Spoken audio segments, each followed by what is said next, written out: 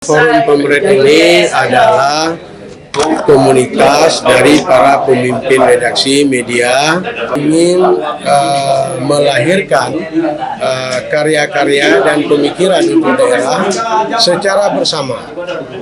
Jadi makanya kita lakukan beberapa kegiatan, termasuk kegiatan utamanya diskusi. Kami bersepakat dengan teman-teman ini akan kita lakukan secara rutin, paling tidak sebulan sekali.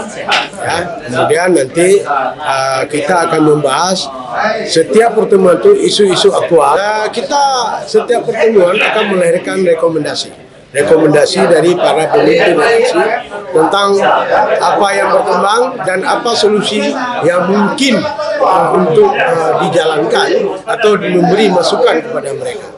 Jadi artinya kita tidak hanya sebatas mengkritik, tapi memberikan solusi.